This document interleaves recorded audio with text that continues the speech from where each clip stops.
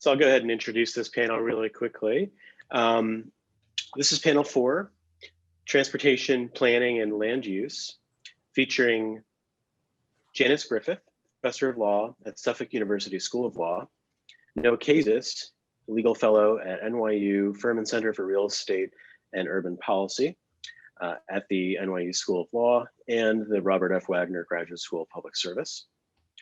Kenneth Stahl is a professor and the director of the Environmental Land Use and Real Estate Law program at Chapman University Dale E. Fowler School of Law, and Darien Shanske, professor of law at the University of California Davis School of Law, whose co-author spoke earlier, Deb Niemeier. She is the Clark Distinguished Chair in Civil and Environmental Engineering at University of Maryland A. James Clark School of Engineering. And the moderator for this panel will be Clayton Mull.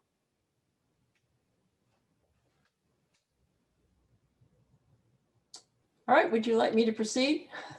Yes, please. Okay. Thank you for inviting me. It's a great honor to be part of this symposium. I want to thank Greg and also members of our law review, Haley and Dana, for helping to put this together. I'm going to try to share some slides here. Let's see what happens.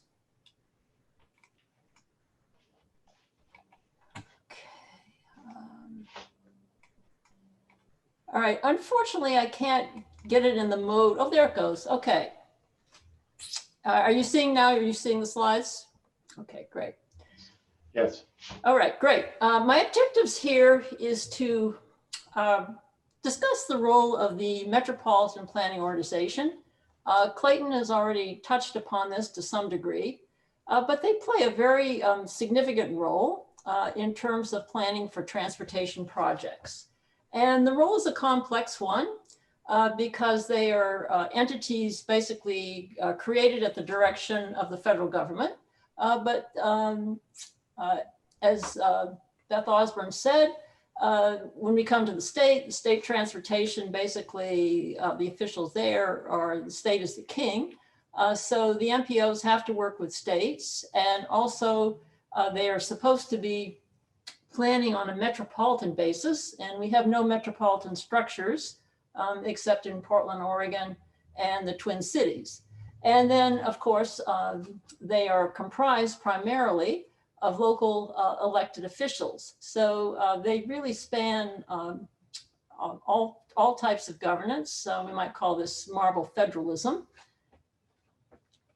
And their role is sometimes not very well known because they're nested in other organizations, so that you don't even see sometimes the word Metropolitan Planning Organization. So today I'm going to focus mostly on the structures, how they can be, their roles perhaps can be enhanced. And I'm going to try to project maybe a future role that they might play. All right, so first, what are they? They're advisory bodies. They have no power to implement what they plan. And that in itself is a disconnect. Can you think of an entity who is responsible for planning and yet can never see those plans necessarily being effectuated? The federal statute requires the formation of metropolitan planning organizations in urbanized areas where the population is greater than 50,000.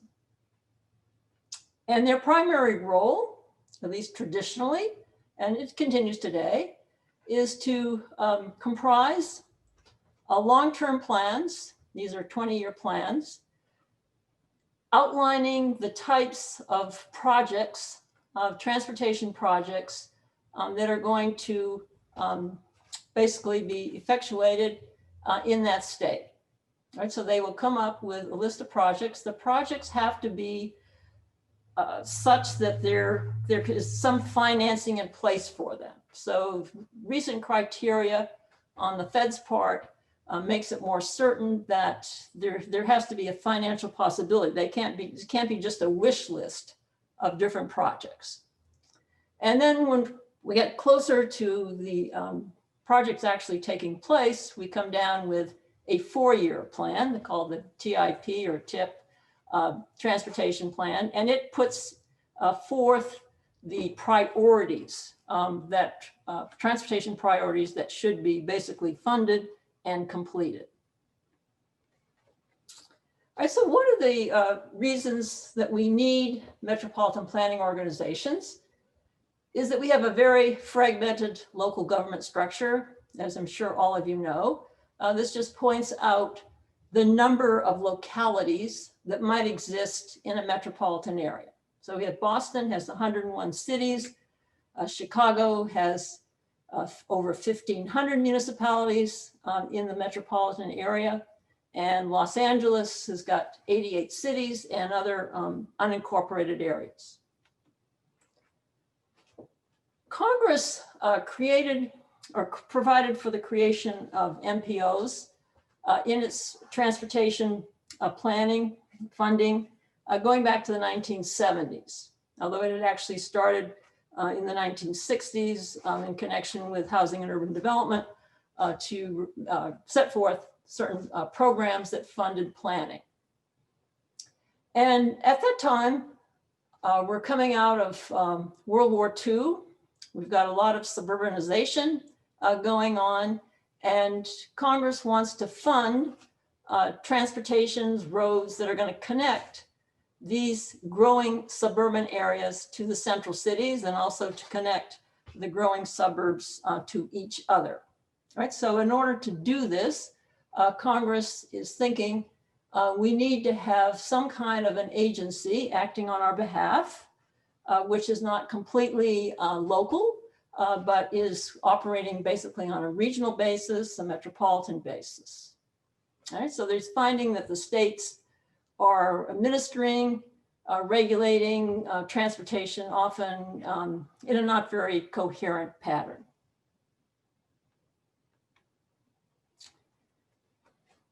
Congress sets forth in the 23rd US Code, Section 134, the criteria that MPOs have to consider in their planning. And I put in here basically the different criteria which reflect an expansion out of purely transportation planning. All right, so originally MPOs really focused solely on transportation. But over the years, especially after Ice-T Act, Congress began to expand the criteria that MPOs would utilize in terms of planning for transportation. So we're now talking about economic development. We're talking about the safety and security of transportation systems. So we need to protect transportation systems in the event of some kind of natural disaster or even a terrorist act. If the transportation is knocked out, nobody's going to be able to move around or be mobile. Also, there's a need now, as we've heard from several speakers, to increase the accessibility of transportation and also to provide for greater mobility, different modes of transportation. So this now is also added as criteria. And then the environment comes in, energy conservation, quality of life. We should think about land use planning. We should plan in an orderly manner.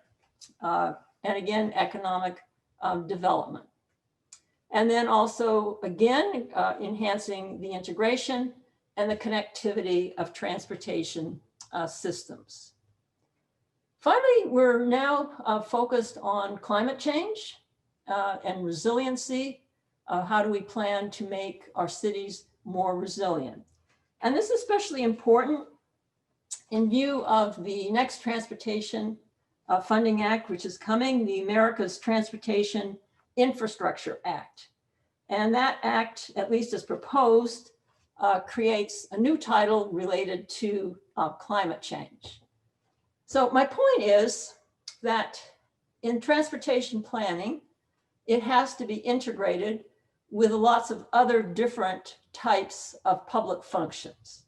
So if we're thinking of public infrastructure broadly, we can't plan for transportation in a vacuum. In the past, it's been treated as a silo, like many other of our functions. We tend to think of watershed protection by itself, or sewerage, or solid waste disposal. We've treated these as individual functions. We haven't integrated them in terms of planning for how they affect each other. And so my main point is that probably MPOs are going to have to develop ways of working with the communities, with their very diverse stakeholders, constituents, to integrate all of these different types of criteria that really affect transportation. I now want to talk a little bit about the composition of MPOs. Are they composed in a way that enables them to carry out the functions that Congress wants them to perform? Right, they are comprised of locally elected officials, both municipal and county, officials of public agencies that operate public transportation systems. This has been added not too long ago, and appropriate state officials. Congress has given the states great flexibility in terms of how they want to structure their MPOs. Organizationally, MPOs, at least in lots of the larger cities, are now nested in other organizations. So that's why we don't see a Chicago Metropolitan Planning Organization or a Boston Metropolitan Planning Organization. They can be part of a city, a county, state government. Many are hosted by councils of government, such as the Washington, D.C. Council of Government. Some are parts of regional planning agencies, such as the Puget Sound Regional Council in the Seattle area. And some are joint powers agencies. And joint powers agencies basically is where a group of local constituents get together and decide to create a new agency to act on their behalf, to undertake a project that's going to be done basically on a regional basis and encompasses their individual jurisdictions. And we also have about 30% of the MPOs are independent and they are not hosted. All right, so let's look and see who has the votes on these MPOs. Right, and if you see the vast, way over 50% is local officials. If you take the municipal elected officials at 42%, county commissioners at 15%, and countywide elected officials, executive officials at 6%, you're over 50%. So they are really, the local officials dominate these metropolitan planning organizations. Now, state departments of transportation, their representation, according to the survey by the US Department of Transportation, is only 6%. But we all know that state departments of transportation have sort of dominated the planning process. They're usually, or have been in the past, very highway focused. And they have the bucks, you know, they have the money, they have other strengths because they are a state department. All right, but the most troubling to my way of thinking is that only 30% of the MPOs use population as a basis for voting rights. And that means that probably the suburban part of the metropolitan area is going to be predominant here, and that the more densely populated areas are going to have less representation. So the city of Boston, for example, has two voting seats on the MPO, but surrounding communities have 12 votes. Now, granted, they have a larger jurisdictional geographical area, but it just shows you that sometimes this is a little bit lopsided in terms of representation. All right, so these are some of the difficulties that MPOs face. We've touched upon some of them. Planning today is really done on a multifunctional basis, and the way MPOs are set up, except for this additional criteria that I pointed out, their primary role is to plan for transportation only. Because they are hosted frequently, they lack any institutional identity, so they don't have the ability to mobilize the public. The average citizen has never heard of an MPO. Sometimes when I ask my students, do you know what an MPO is? They've never heard of an MPO. Again, their decision-making rests with locally elected officials. Now you might say, this is good. They have to work with localities, and we're going down to the grassroots level, and we're getting a local input. But basically we're raising here regionalism versus localism and some of the ramifications of that kind of debate. We had that debate maybe some time ago. Maybe it's time to revive some of that and really think about whether we should get more regional metropolitan representation as to with respect to MPOs and not rely solely on locally elected officials. All right, and then we've talked about proportional representation, the fact that they can't implement their plans, and domination by the State Department of Transportation. Now, the financial limitations are also important.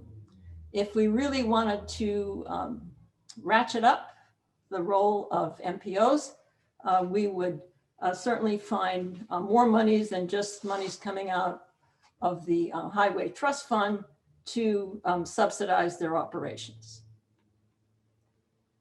All right, so I'm focusing now on what MPOs might do in the future. All right, so I see that they can play a great role in this new public infrastructure rebuilding that hopefully will take place before too long. And they also may be instrumental in trying to institute policies and programs and strategies to cope with climate change and to build in greater resiliency in terms of our metropolitan areas' ability to adapt to changes, whether it's coming from the climate or whether it's coming from disasters or any other kind of tragedy that may be occurring. All right, so multi-purpose rather than single function. And it's what I call creeping regionalism. Basically, the hosted MPOs are already in agencies that are operating on a multi-purpose basis rather than a silo function. So that's just the nature of where we're moving. When we have the nested MPO in another council of government or in a regional agency, they're engaging in multi-purpose planning rather than single function planning. And if we could give them some power with respect to implementing their plans or ensuring that their plans are implemented rather than having the state just make a decision as to what plans it wants or doesn't want, that would be perhaps a step forward. And finally, we get to full-blown plans. We could have a metropolitan regional governance system comparable to Portland's Metro and the Twin Cities Med Council. And finally, we need to plan basically for mega regions, because we find corridors and we also find regions merging with out-of-state regions. And we basically don't have any structure yet to deal with that kind of planning for corridors of basically economic growth and development. So if we had like a high-speed rail system, it should be able to connect various cities to each other. And really don't have a structure, institutional structure, that handles that kind of issue. Now, some of the MPOs are in the process of cooperating basically with each other. So they are thinking, basically along these lines. I want to go back just a second. Congress, if it wanted to, could institute new criteria with respect to MPOs.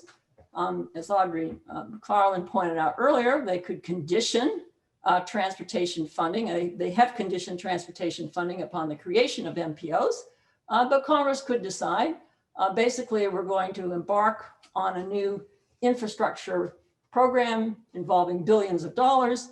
We want some kind of insurance that this is going to be implemented in a way that's going to be create maybe a stronger network, mobility, connect mobility throughout the country in ways that cannot be accomplished by the existing structure. So that is something that we, maybe at this point should stop and think about. Going back to the multi-purpose service provider, we already have states with legislation similar to this. So I pulled up. Janice? Yes. Yeah, we're at 20 minutes now. Oh, I'm sorry. I didn't see anything. Yeah, I'm sorry. The chat function isn't that easy for getting through to the speakers. So if they're on full slide show mode, I would just open it up to one question. Okay. So I will stop right now. Yeah, from Deb Niemeier. MPOs differ quite a bit in terms of their power and structure. For example, California MPOs have control over 75% of the Fed funds. There was also a recent study that indicates that many have membership voting rights connected to the population. So I was wondering if you could just comment on maybe that and what are the implications of that for MPO governance? Well, that'd be terrific. Not all states do. Are these MPOs that are joint power agencies? They're very common in California. I don't know if Metropolitan, like MTC in the Bay Area, for example, I believe is MPO there, and I don't know its legal designation. All right, I think that California is probably the leader with respect to MPOs in the sense that they have been for some time combining the consideration of factors other than transportation. I mean, they have been looking at environmental factors in terms of the transportation planning. As you know, they're very concerned about air pollution as well as energy conservation. So you got some very strong MPOs. The one in San Diego, in particular, if you look at it, they have on their webpage basically a history of this San Diego, it's called Sandag, and showing how their functions have increased over the years. And I know that also the MPO in Sacramento is also a very strong agency. So they're probably what I'm envisioning as, where countries going to move more towards having these regional MPOs be really strong players. And so the next step would be to give them some powers of implementation as well as plan. Thank you, Janice. And since I think it's a little bit hard for us to get through on the chat function to our speakers, just to remind them of time, I will be interrupting you politely as possible at the 12-minute mark, just in case you do want to use that time for Q&A. You're of course welcome to speak for as long as you like. So thank you very much, Janice. And Greg, can you introduce the next speaker? Pardon? Yes, our next speaker. Yeah. Yeah. Our next speaker is Noah Kazis. Yeah, thanks so much. It's really wonderful to be here. Transportation was an early interest of mine and not something I've had as much of a chance to write on lately. So this whole conference has been a real treat. And it was a treat to get to take the opportunity to compare some of the land use issues I've been working on more recently to transportation and see what transportation can teach land use. So this paper looks at the public process for setting local land use and transportation policies. And just to clarify, I'm talking here about small scale developments, not mega projects like a highway or a subway that we've heard a lot about today. And I'm mostly talking about existing urban areas, not greenfield development. So it's really, what does it take to build a new apartment building or a new bike lane or to take away a few parking spaces for a bus route? What I argue is that the approval processes tend to look pretty similar in practice. There's a local community meeting, the neighbors show up, probably in opposition, the local city council member gets an effective chance to veto a project in their district, not a lot gets built, not very quickly, it's usually a fight. Now that's not so surprising as a practical matter. If you've been to these public meetings, they look and feel very similar. But it is surprising as a legal matter because land use and transportation operate under very different legal regimes. So what I'm going to do is walk through the divergence of legal regimes between local transportation and land use planning, the convergence of practical outcomes, and what we should take away from that. In short, I think that we as lawyers should be more cautious in interpreting how much work the law is actually doing here in creating a hyper-local politics around changing the built environment.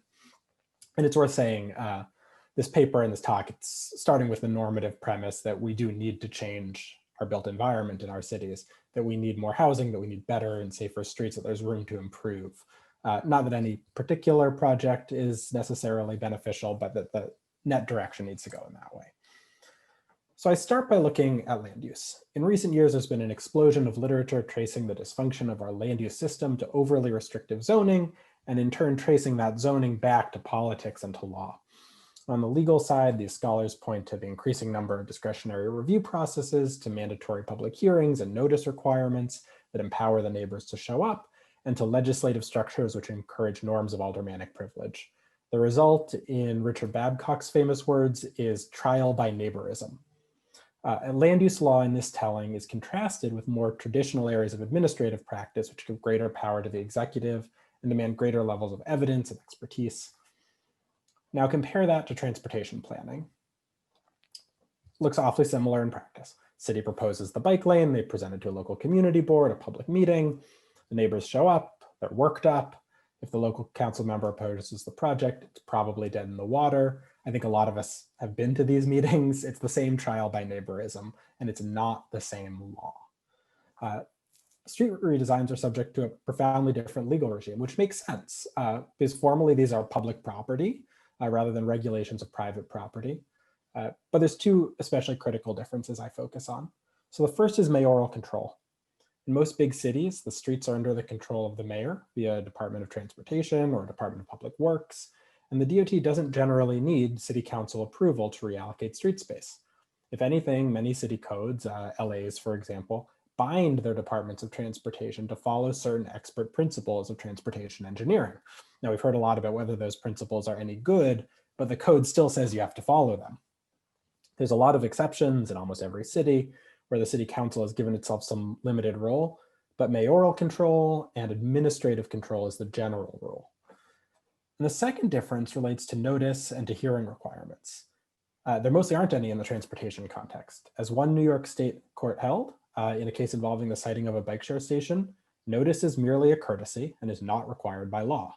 The city doesn't have to usually give formal notice to the neighboring landowners. They don't have to have a community hearing. The layout of a street is, as a formal legal matter, for routine administration, not for community control.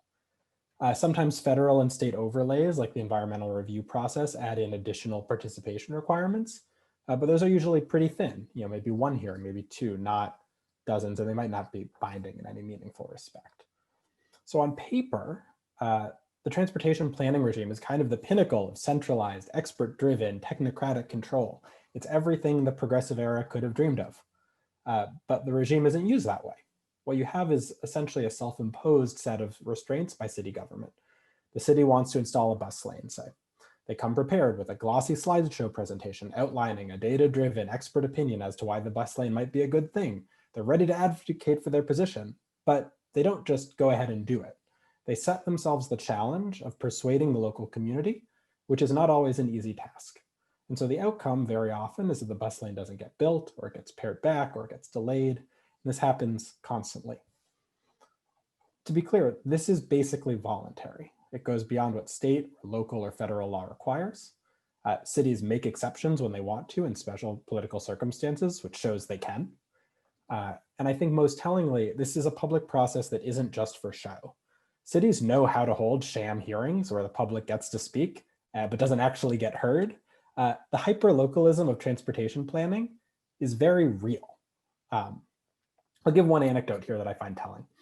So over the course of the last decade or so in New York City, the city council has passed law after law requiring for different kinds of street redesign, that the DOT give community boards and council members a notice about the proposed changes and a chance to comment. I think this is telling for 3 reasons. First, it confirms that until recently, these groups had no formal role in the transportation planning process. Second, it shows how minimal a formal role they were given. They get to hear a presentation and respond. That's it. And third, it shows how little these formal rules matter. Everyone agrees the laws didn't change anything. Before and after, the community and council member already were informed, they already got to weigh in, and they were already given the practical power to veto a project 9 times out of 10. The law on the books and the practice and reality were just totally disconnected. So what's the significance of any of this? I think it should be a splash of cold water on those who think that procedural reforms can fix the NIMBYism built into our land use system. So one thing you hear a lot in the land use space is that things would be better if mayors had more power and local legislatures had less. Now, I think that's true directionally. There's good empirical evidence that officials elected at large allow more development than officials elected from local districts. But transportation is resolutely under mayoral control, and it's really no panacea, far from it. So it's not that procedural reforms can't help, but I do think looking at transportation, that comparison says procedural reforms probably can't help that much in land use. And it says we should focus our attentions in the land use reform space on more substantive and less procedural reasons for hyperlocal politics. So that includes financial incentives on the part of homeowners who are worried about changes to the neighborhood affecting their property values, or who are just facing status quo biases that we're all vulnerable to. It includes risk aversion by politicians who would rather see a project not happen than see it become overly controversial. And it includes a real commitment to public participation by elected officials and planners, a sincere belief that this is important, coming either from learning or maybe over-learning the lessons of urban renewal, depending on your perspective. Which is all to say there's not necessarily a way around hyperlocal politics, at least without outside intervention from the state level or from the courts. You might just have to fight your way through it. I also think that you can see sort of a paradox of transportation planning here, that local governments are structuring their own processes to put their own desired outcomes at a disadvantage, which reveals some interesting features, I think, about local government law more generally, which is that local governments draw their legitimacy from multiple sources. They're ground level and participatory, they're nimble and they're experimental, they help solve coordination problems among residents or property owners, and localists tend to celebrate some or usually all of these virtues. But this paper spotlights that there's a profound tension among these roles about the idea of expertise. It's hard to lead the way on climate or street safety and to recognize administrative expertise in transportation planning, right? And those already diverge as forms of expertise, while also empowering communities very different form of expertise about what works in their own neighborhoods, or residents, individual residents' quasi-property interests in their immediate streetscape. These goals, these kinds of information, these kinds of expertise end up being inevitably incommensurate. So what's interesting is you can see different areas of law trying to find different ways of balancing what constitutes expertise and sort of as an administrative matter. That's sort of a larger question for another day, but it's something that this comparison of transportation and land use really has me thinking about. Thanks, and I'm happy to answer questions.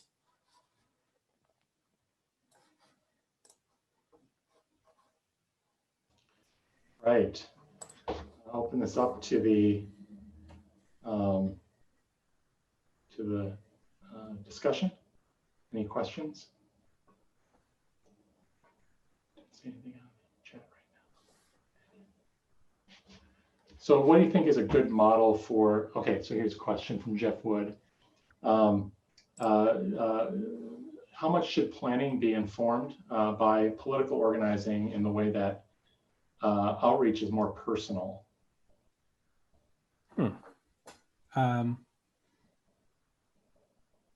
That's a good question. Yeah, I tend to think that that kind of personal outreach is going to end up reinforcing a lot of biases in who's able to do that kind of really intense engagement. Better to have other ways of gaining information from the ground level. But, to the extent that it's all just a fight, advocates and activists need to be doing that kind of organizing. But the government-led stuff, which I think some people are really interested in, I tend to be more skeptical that it will actually change patterns of who's empowered and who's disempowered by existing planning processes. And did I see a question from David? David. Yeah, I would love to ask one, which is, is there a model for like highway planning, which is highway engineers, when they looked at the interstate, they didn't ask the question of the land use along the way, were you in favor of this or not? They had a network vision and they pushed it through. Does a network vision, for example, of active transport infrastructure, things like that, help with those hyper-local things when you're like, no, this is a network we have to complete? I think it does. And whether you think that's a good thing or a bad thing is sort of up to your normative priors. But the dynamics that I'm discussing here are just not the same when you're talking about large scale infrastructure like a highway or a subway or something with regional national significance like an airport, for I think exactly the reasons that you're suggesting, which is that we've pre-selected a goal, right? Which is either a network or some sort of economic development idea. And then there's sort of a fight about whether that goal is any good, but you're not basically leaving it up to community control because there's a clear purpose to the infrastructure, which, that's where I ended the talk saying, once you say all the forms of expertise and all the forms of anyone's goal over a piece of infrastructure are sort of equally up for grabs, you end up just in an impossible position for local governments, which I think is what you see at these sort of hyper-local fights all the time. So there are a few more questions rolling in on the Q&A. One from Justin Bigelow. He asks, looking at ideas like quick build or reversible projects as a means of balancing public participation with administrative implementation of transportation changes. What do you think about that? Yeah, I talk about it a little bit in the paper, actually. I think it's really important. And it sort of cuts a few different ways, right? One is that it shows how intentional it is by local governments, or at least how voluntary it is, that they do open things up to community input, right? It's perfectly permissible to say we're just putting in the bus lane and you can check in with us a month from now about whether it's working. And some cities have started to do that, but they don't, right? So that shows us something about the law. And then the fact that a lot of cities that have done this have really liked it, right? So Boston did this, sort of a lot of jurisdictions in the Boston area have done this and it's spread really rapidly, also suggests that maybe the commitment to this kind of community control is in some sense based on inertia. Not entirely, but that, once a new model is embraced, it can spread kind of quickly if the old one wasn't serving that set of government's goals. So I think that there's a lot we can learn from it. And I think it's actually worked pretty well because people are better able to give input on something where they've seen it concretely than they are in the abstract. It just gets around some of our inabilities to imagine the future. Greg, do you want to jump? Greg, you might want to jump in. I know we're running short on time, but I just wanted to say briefly, one thing I really liked about this is how you've added some depth to the kind of A versus B discussion, right? And the challenge here is paradigm shift, right? And so if you're merely removing some parking to put in a bus lane that goes for 2 blocks, the bus lane probably isn't going to do a lot of good. And the people who usually park there are really going to show up to oppose that because they have a concentrated cost and the benefits of that short bus lane are going to be very diffuse. And so things like quick build and other methods that help to facilitate a faster paradigm shift so that those trade-offs actually become more pronounced. It's not really about compromise, as I am I'm offering a gloss, I guess, on what you're saying, but it's an alternative to splitting the baby, which splitting the baby doesn't tend to have great results. Yeah, I accept that as a friendly amendment in full.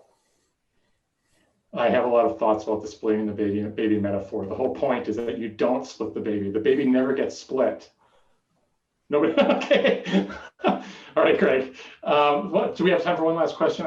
By my clock, I think maybe we can let's take a quick one from Jonathan. We can go a couple of minutes into our next break. Okay. Thanks, Noah. I really enjoyed the presentation. And by the way, I incorrectly attributed this work earlier in the day to Greg.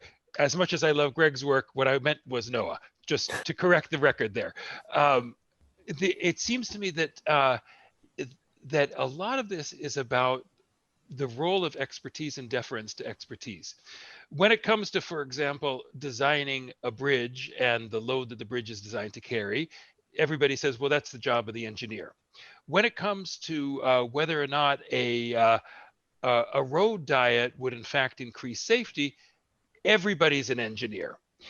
So how should we think about this issue of expertise and deference to expertise? I guess it's a kind of a two-part question. How should we sell the notion of expertise? Because I think in a lot of cases we believe there should be more deference to expertise. At the same time, we've also been talking about the limits of expertise in the cases where we think that the engineers are just going in the wrong direction. So here I'm going sort of past what I think I could say as a scholar and more what I think just as an individual. I don't have anything to back this up, but I think that what a lot of city DOTs have done that is problematic is try and have it both ways in a way that's completely unpersuasive. So if you say, look, we are experts and we know this will improve safety, please vote on it. Whether you agree this will, then why should you trust those people to say, if it's really a matter of life and death, they should just do it. That's sort of the logical conclusion of the position. And if the city doesn't have the confidence in their own conclusion to do it, I think it's perfectly reasonable of the neighbors to say, well, I shouldn't have that confidence either. So I think that you have to, as the city or as the Department of Transportation, be more clear about what is and is not up for community control. And you can draw that line many different places, but you can't draw the line in two different places for the same decision. And I think that's some of what gets people into trouble. I think it works a lot better when you say, we know we're doing X, Y, and Z, and A, B, and C are the places where we're totally willing to give you all the wiggle room you want. But like I said, that's sort of beyond my, I don't have any facts to support that, but I do feel it. Mm-hmm. Thank you. A bunch more questions have floated in on the Q&A and on the chat function.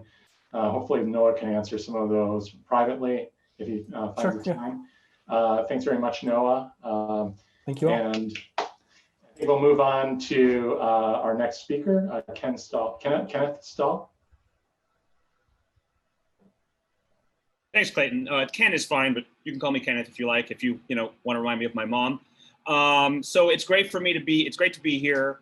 I mean, here in my living room where I've spent the last 9 months uninterrupted, but metaphysically here with all of you. And I really appreciate Haley, Dana, and Greg putting together the symposium and especially inviting me to speak, only to speak, not to do any other type of verbal activities such as singing, only speaking.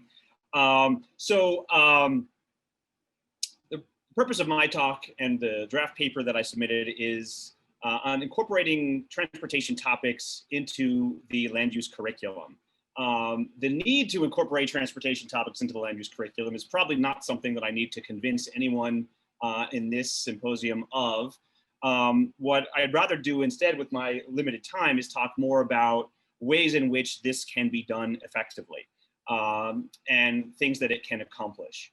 I think the most obvious is incorporating transportation topics into the land use curriculum can help students understand how central transportation is to land use, which is something that I don't know is really emphasized, that is impressed enough upon students. I think students are often surprised to get into practice and realize that they're much more often dealing with with parking and traffic issues than they are with analyzing appellate cases.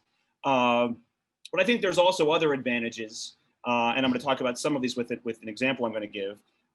For example, teaching more about transportation topics can teach students critical thinking and critical reading of texts. It can help to demystify part of the law that's often seen as very technical and intimidating. And I think this ties in nicely with Jonathan's question to Noah at the very end of the last session about the way that we kind of fetishize expertise and help students not to do that, because land use and transportation are filled with intimidating seeming types of expert analyses. And then also to enrich various parts of the land use curriculum that often may seem intimidating. And so I'm going to give one example. In the paper I give 4, but I want to really just focus on one given the limited time. And that is, I want to talk a little bit about the traffic study and its relationship with quasi-judicial decision-making. Some of this material will probably seem basic to many of you, but in a way that's the point, because this is intended to be an introduction to students about how land use and transportation are connected. So let's start with the traffic study. And I'm going to explain a little bit about how traffic studies work and what they are. But basically, as I understand it, the purpose of a traffic study is to estimate or predict the amount of traffic that a new development is going to generate. And this traffic study has been, or sometimes called a traffic impact analysis, but I'm just going to call it a traffic study, has become an increasingly important part of land use decision making for a variety of reasons. One reason is land use decisions have become increasingly politicized, and the issue of growth, of course, has become something that's been increasingly controversial. And with that, there's need to make sense of predicted transportation patterns. Another reason is that courts have become increasingly concerned about local jurisdictions imposing requirements, especially monetary exactions on developers, without them first quantifying the impact of the development that the jurisdiction is asking the developer to mitigate. And so the traffic study has become a key piece of that analysis as well. And to get back to my point from earlier, the traffic study is something that will appear to most students as being extremely intimidating and impossible to understand.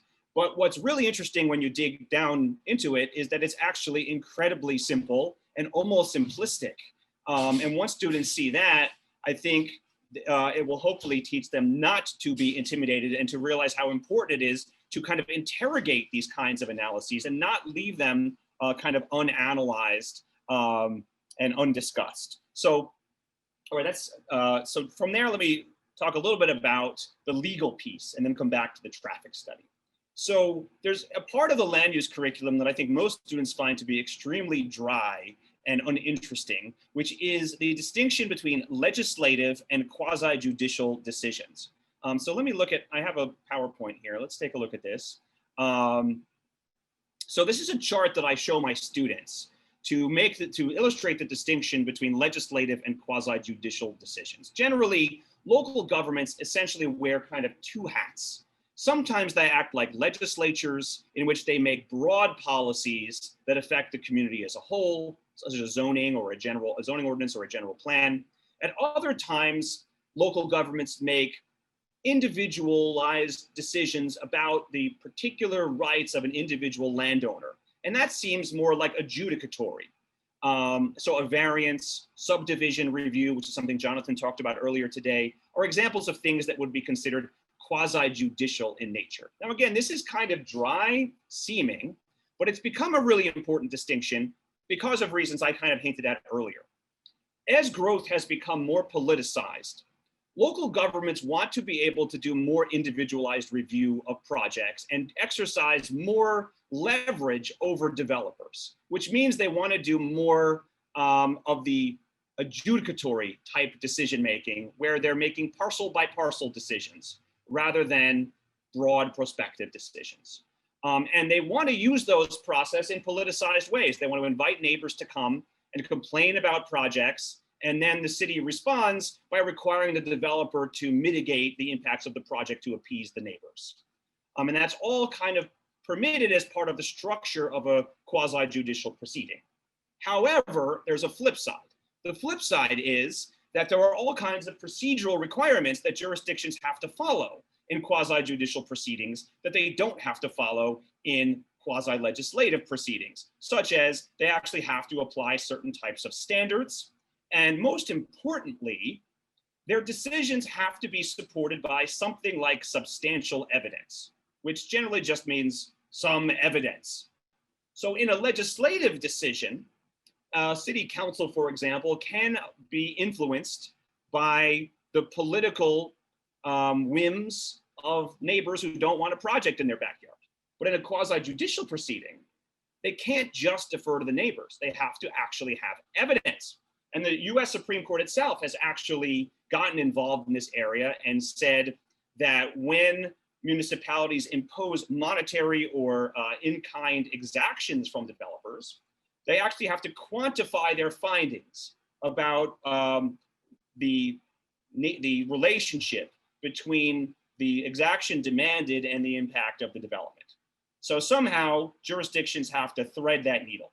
And it's a traffic study that allows them to do it. Because when neighbors complain that a project is going to cause too much traffic, you can't deny the project or demand an exaction, like for example, a highway widening, just because the neighbors complain. You have to have some evidence. And that's where the traffic study comes in. And that's why I think this is a really good point to introduce the traffic study.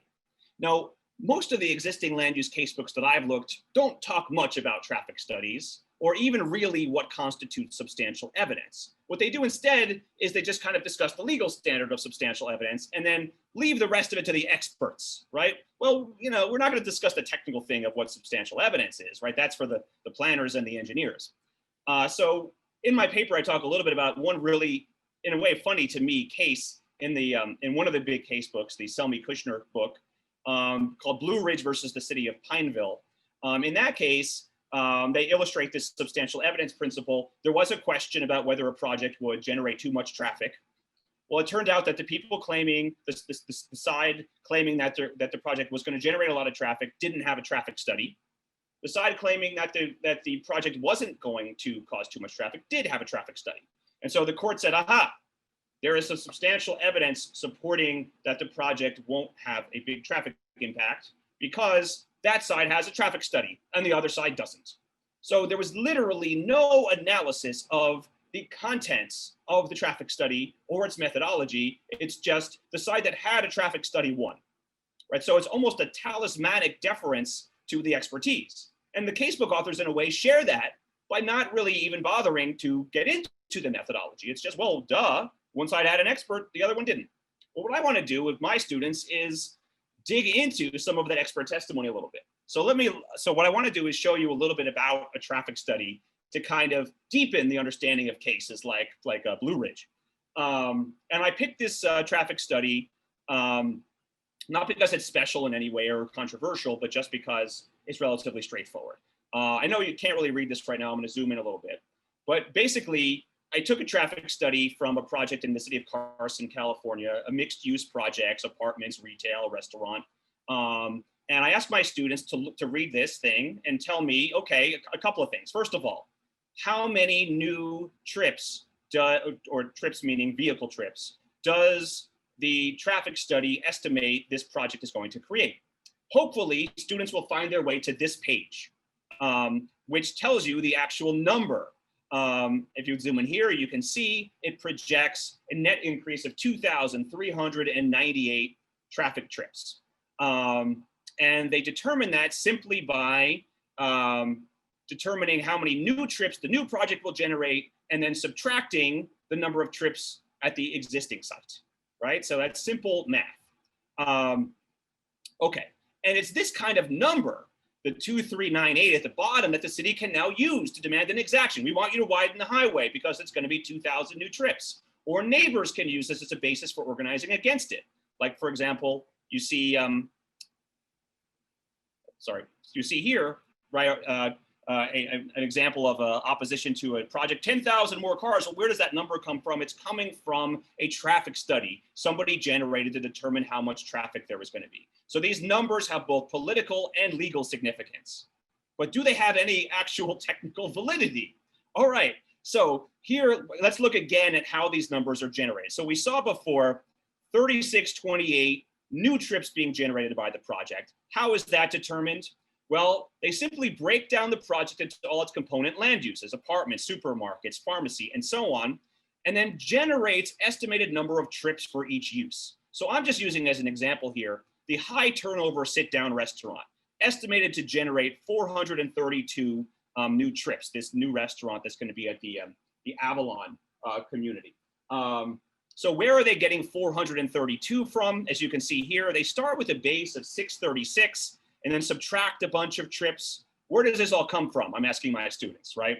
Well, they should be able to find this relatively quickly because the answer is right on the next page. And it's hinted at right here in the notes next to each use, right? High turnover sit-down restaurant, you see note 10. If you look at the next page, you see all the notes, and it tells you that most of these numbers are based on the Institute of Transportation Engineers trip generation manual.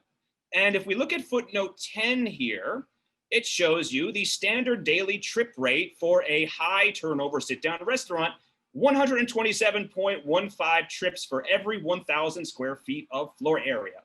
So all you have to do once you have that number, 127.15 for 1,000 square feet, is take that number and multiply it by the number of square feet at this restaurant. 127.15 times 5,000, that's 636 trips. That's it. It's simple arithmetic. And then they subtract some trips for what's called internal captured trips generated within the development, transit, and trips that will pass by to generate the final number of 432. Now, hopefully, when you've gone through this with students, they will then get to the point where they'll ask the question, where does this number, 127.15 trips for every 1,000 square feet of floor area, come from? And I assign students, in addition to the traffic study, to read a very short piece by Donald Shoup called Truth in Transportation Planning that explains this very, very clearly and briefly. And in essence, here's what he shows. Where these numbers come from is, again, the ITE trip generation manual. And here is the page from the ITE trip generation manual that shows you that a sit-down restaurant is giving you 127.15 average trips per 1,000 square feet gross floor area. Okay, but notice something. The number 127.15 is based on a total of 14 samples. That is 14 restaurants in the entire country were used to generate this number. And here they are plotted on this graph. The other thing that you'll notice, aside from it being an extremely small sample size, is that there is also absolutely no relationship between the square footage of the restaurant and the number of trips it generates. The average is just kind of a fantasy that's created based on an assumption that there must be a relationship between square footage and the trips generated. So that's one point to make. And you're at the 15-minute mark. I just wanted to. Okay. And then the other thing I'll just say briefly is that he also says that these samples are uniformly generated at suburban sites where there's ample free parking and no transit, which means you're basing your future transportation planning on your existing standards. So the question I ask students after going through this discussion is, do we really think this kind of graph represents the kind of substantial evidence to which courts should be deferring? Because courts, again, are not inquiring at all into this methodology. They just assume that if it's a traffic study, it's valid. So I'll leave it there, but you can see how this can be a really, really valuable exercise for students to demystify the technical seeming aspects of traffic studies and to see that there's really an ideological project underneath it all. Okay, thank you. Thanks very much, Ken. Fascinating drill down into the data. So I want to start with a question from Daniel McKenna Foster to reference Dr. Goddard's remarks from earlier on semantics. The concept of the traffic study is based on the idea that land uses, quote, generate, unquote, traffic as if land uses are the causal agent. This completely ignores the true actor in what creates traffic, people choosing to drive, and thus allows planners and engineers to sidestep the role of the infrastructure that they mandate plays, the infrastructure that plays into people, encouraging people to drive more, which I believe is kind of the point of your drill down into those data. Is there any legal way to challenge the fundamental causality implied by terms like generate or create? Oh, that's such an interesting point. And yeah, and I think that is, in a way, a premise of what I'm saying here, which is one thing that engineers are often doing with these studies is they're assuming that they themselves are playing no role in these patterns, right? They're assuming that these are the trips that are being generated are simply being generated by the land use, and that their own role in widening highways or demanding free parking or whatever have no role in that process. So certainly I think that's something that could be used to challenge the methodology of traffic studies in court. The point I didn't really get to at the end of the talk here was courts are, I think, less interested in accuracy than they are in things that can easily be measured. And one point that Shoup makes is there's a reason why we use square footage is because it's easy to measure and it's not something that can be manipulated. If you use like the number of seats in a restaurant, well, then restaurants will use folding chairs so that they won't have to count as seats, right? So this is an easy thing to measure. Planners like things that are easy to measure, and so do courts. Courts don't want to look at a bunch of charts and have to figure out whose chart is more methodologically accurate than someone else's. So it's worth talking about with students, but I'm skeptical that courts are going to want to look any more deeply into the methodology of traffic studies than they already do, which is to say, not at all. So this topic is generating tons of feedback from the audience. I want to jump in with a quick question, which is what you just described sounds an awful lot to me. I was on an amicus brief for redistricting. It reminds me of John Roberts' statement that this is all sociological gobbledygook. Is this, and a lot of social scientists sneered at that, but you know, judges and lawyers don't want to be social scientists or engineers, and yet they also don't really hire the in-house expertise. You know, like some Yale law grad clerking for them doesn't have any expertise to help them with these problems either.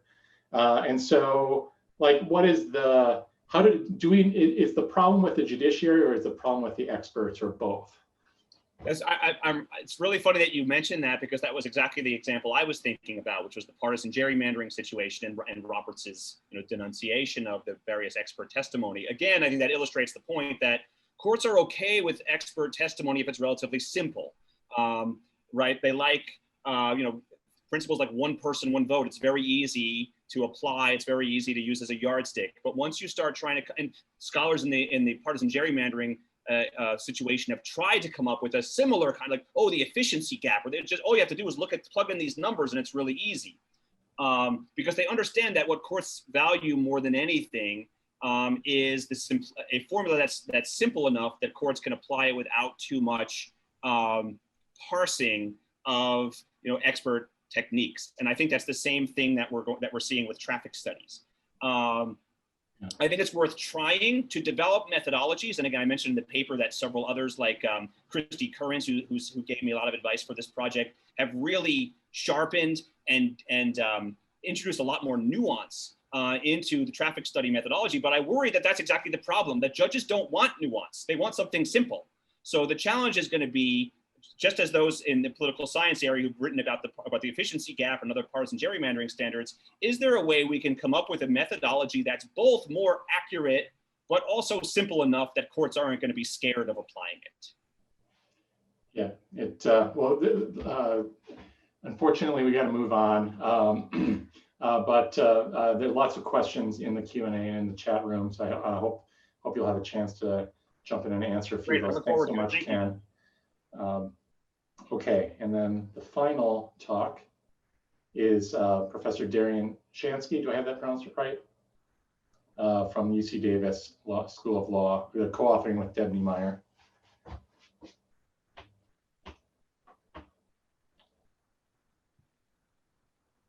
And Darien is muted. Oh, can you hear me now? Sorry. Classic mistake. Okay, so I'm going to quickly introduce our topic so I can give my co-author, Deb Niemeier, as much time as possible to really introduce some really cool stuff. I want to thank everyone. This is just a terrific event all around. And, of the many things that's terrific about it, it has been an almost sort of Wizard of Oz. We're ripping apart the curtain and seeing sort of what's underneath. And it turns out it's not a pretty picture. A lot of the rules we're learning are weak. Some of them are arbitrary, some of them are biased, and those are the better ones, because obviously a lot of them are also invidious in really unacceptable ways. And so our topic, sublocal tax districts, are, I just want to be clear what we're talking about before we do a deep dive into the data. So these are not special districts. It's not like the BART district or the Metropolitan, the MTA in New York. These are sublocal districts, so a district created within typically a general purpose jurisdiction. So business improvement district in a city, sort of a redevelopment district that uses a tax increment financing structure also within a city. But that's not our focus here. It's on what in California are called community facility districts, in Texas calls municipal utility districts, a different kind of sublocal district typically associated with greenfield development. Our focus is on California, where these districts are known as Mello-Roos districts. They were authorized by state statute in 1982 in the aftermath of Prop 13. Prop 13, among its many gifts, makes it very hard for local governments to raise, actually impossible to raise property taxes, very hard to raise other kinds of taxes. And so there's a big gap in terms of how new infrastructure was going to be financed, even for greenfield suburban development. So the CFD law, Mello and Ruth were the legislators, the community facility district is the sort of way the districts are known. They can be structured really on any sort of geography within the jurisdiction, sort of very flexible. There doesn't have to be really any people there. So developers can create the district, impose a tax on the district, and then securitize the future tax revenue that the new residents are going to pay once they move into the district. And so that is how CFDs are its tool for greenfield development. In terms of policy frame, in terms of what might we think about these CFDs, you might think that, well, they're flexible. You can create them in lots of different ways. They're efficient. Developers can take advantage of the double tax exemption at the state and at federal level when they issue bonds to finance this infrastructure. Maybe they get a low interest rate and they pass it on to consumers who want this kind of development and can tailor their amenity bundles using these districts. Right, the cons, right, opaque, right, lots of these districts, what do? The developers are often the ones who set the ground rules, so they're non-democratic, and maybe they're efficient in some economic way, but to the extent that they seem to be an engine for creating sprawl pattern development, they're inefficient when you take into account the kinds of things we've been talking about all day, environmental externalities and socioeconomic ones as well. And so we did a deep dive into these districts, and I will now hand off to my co-author, Deb Niemeier, to tell you what we found and where we found it. Yeah, hi. So can everyone hear me okay? I can't. Okay, great. Thanks. So I want to talk a little bit about where we decided to initially begin exploring. And what you see here is Sacramento County. It's in sort of central California. And we've been focusing on this county for most of our analysis. The county has a population of about 105 million, 1.5 million.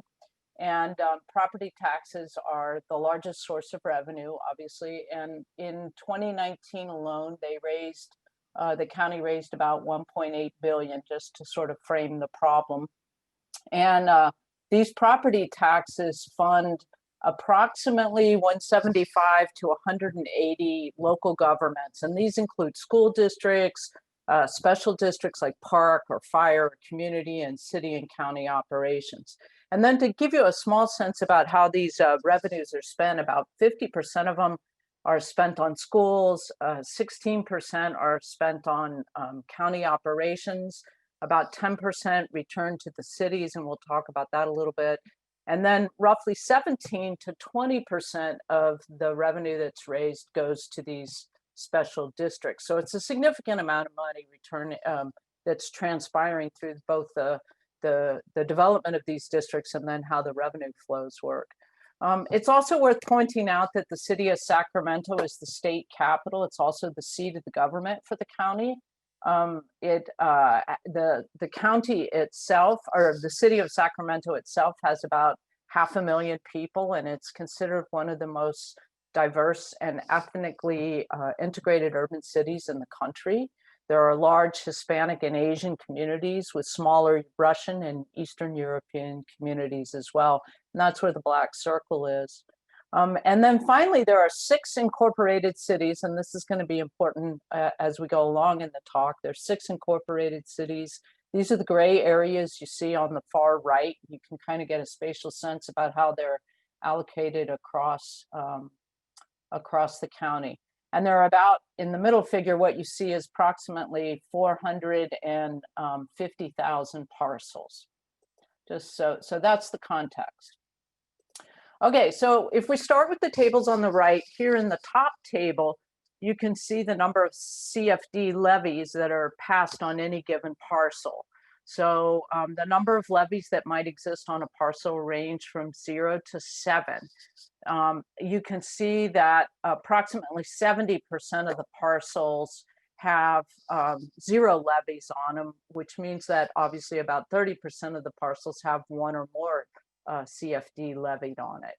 And if we combine the table and the figure below, you can also see how the total amount of the levy that is of all, 1 or more levies that are assessed on a single parcel will vary across the parcels. So let's take that area that's yellow that you can see. You can see that roughly 23,000 parcels have 2 CFD levies assessed on them, and the total average sum, or the total CFD, the sum of the 2 levies, is 1552. And then below the table are the violin plots, and these just show the distribution of the data using a kernel density estimation. And wider sections of the violin plot represent higher probabilities that parcels in this population will take on a given value, and the skinnier sections represent a lower probability. And if you look at the violin plot, what you can see is that some parcels pay a lot less and some a lot more in terms of the total amount levied on that parcel. And in fact, across all these these levy categories, there's what we call a long-tailed effect. I mean, some parcels pay significantly more than the average total levy amount assessed on individual parcels. So we have a lot of spatial heterogeneity that begins to come out. And if you look on the figure at the left, what you can see is the red outlines, which I'll show you in a little bit more relief in the next slide, show the incorporated boundaries for the 6 cities within the county. The red and black areas identify parcels that have 1 or more CFD levy assessed on them. And you can see here that most of the CFDs are located in the Elk Grove proximity. That's sort of the center portion there. And but there are parcels levied with CFDs levied on them, spatially distributed throughout the county. There's clusters you can see to the north and clusters to the southern area. I should say that we also looked at the variation in CFD assessments by each specific levy. And there was a lot of variation within the range of 0 to 1% of the assessed value. And here this has to do with how Prop 13 works, in the sense that since Prop 13, a total parcel property tax on a parcel, a total property tax on a parcel should not ideally exceed 2%. And 1% is taken up with the post Prop 13 property tax. So that leaves about 1% for everything else. And each levy varies within that as to how much it assesses. What's worth noting here is that when a CFD tax occupies a large share of the remaining 1%, there isn't a lot left over in terms of the property's tax capacity that's available for more general purposes. Okay, so now we'll dive in a little bit more. And here you can see the distribution of CFDs with incorporated areas shown in gray relief. Just to give you some context here, the incorporated areas account for a population of close to 1 million. There's about 238 square miles. There's a overall regional density of 4,100 persons per square mile.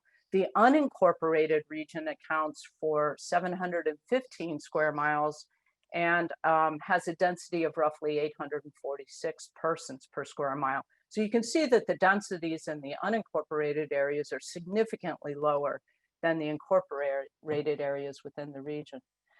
You can also sort of see this idea that that there's a lot of CFDs sort of assessed in southern Sacramento, the city's incorporated area in Elk Grove, and some 70% of the CFDs that are levied are within the city of Sacramento and the city of Elk Grove, but 23% of the levies have been assessed in parcels in the unincorporated areas with very low density. So we have a very large number of parcels that have CFDs on them in the unincorporated areas.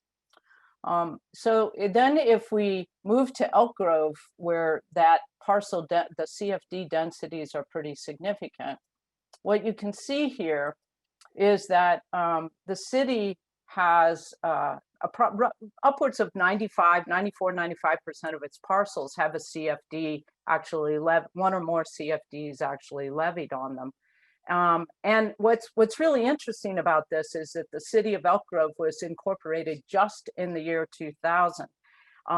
So it means that given the relatively young status of the city, that the incorporated, not incorporated distinction we're drawing on for greenfield development might be pretty noisy. And that if you think about how recently Elk Grove was incorporated, it might be that the actual percentage of CFDs used for eventual greenfield, used for eventual city development, but in greenfields is a lot higher than what we're seeing here, which is the 23%. So then if we've also started on a little bit of exploratory dynamics, demographics in terms of demographics. And here what you can see is some early evidence that where we can see that CFDs, parcels with CFDs levied on them tend to be in less diverse areas.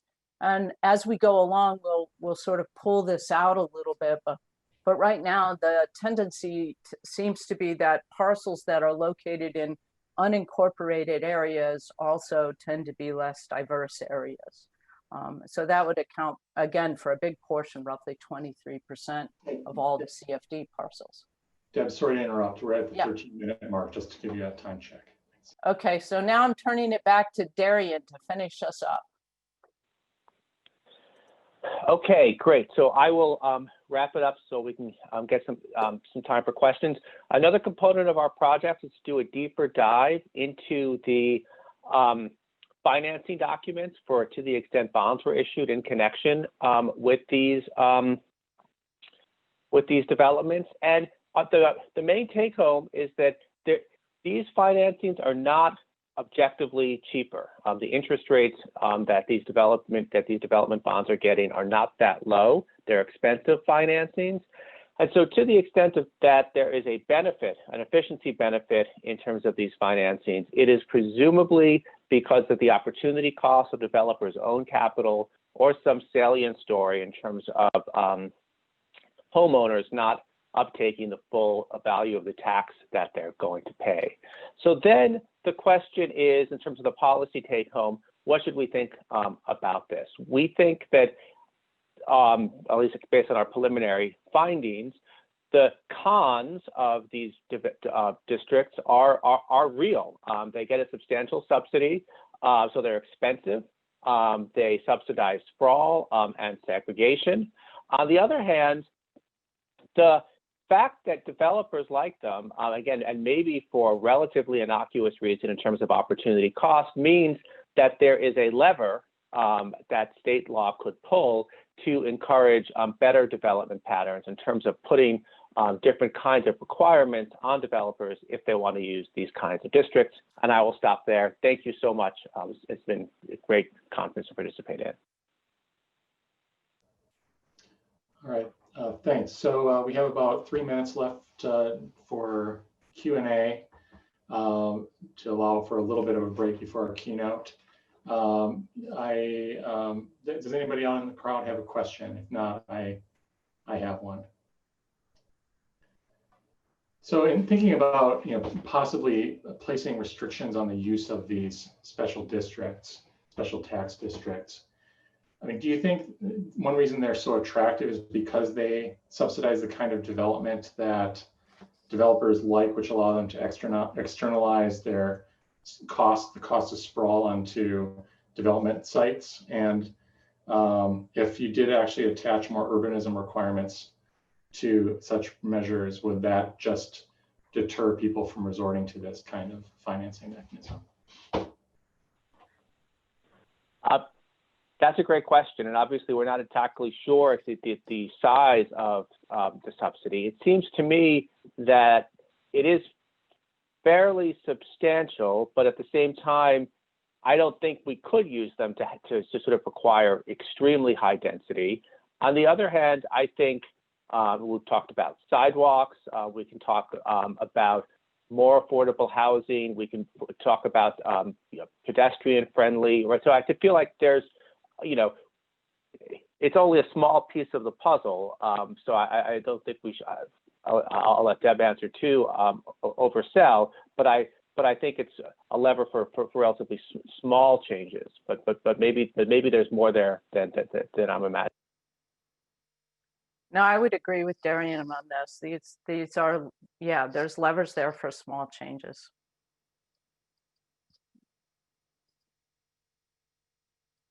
Any other questions from the audience before we move into our break? I think Janice has a question. Oh, Janice, sorry, I missed it. Okay, go ahead, Janice. I didn't see your hand raised. Hey, go ahead. You're muted. on mute.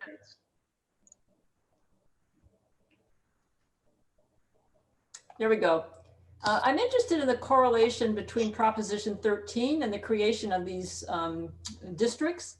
I found in Georgia, these districts were also being created, but I think your implication was that there was necessity to basically finance infrastructure because of Proposition 13. So if Proposition 13 somehow were to magically disappear, would you need these districts? That's a great question. I think that the need would not be as severe because governments could support infrastructure projects. They could raise property taxes. They wouldn't be in quite the same fiscal straitjacket. But in other states that don't have Prop 13, these districts are still popular. And I think that we are uncovering why is because the opportunity cost and the opportunity, I think, also to probably pull it over on homeowners is still present in Texas and Georgia and Florida. And so it goes to show why their popularity is resilient, and therefore why policymakers have an opportunity. It's also worth saying that they're very unpopular in California because when a developer puts funds through a CFD op, if there's a project that links to a state project, for example, a widening or an interchange, that project jumps to the top of the state's infrastructure list. So they're in some ways they work to incentivize each other depending on their spatial location in a region. Mm-hmm. Thank you. All right, thank you to all of our panelists for another great session. I don't know how bad this is, ending with an engineer and a tax attorney. Well, we are not quite done yet, although I think you're being very modest there. So we're going to pause for a 5-minute break and reconvene to hear from the Honorable Ray LaHood, the 16th United States Secretary of Transportation, and then our final panel. So see you in 5.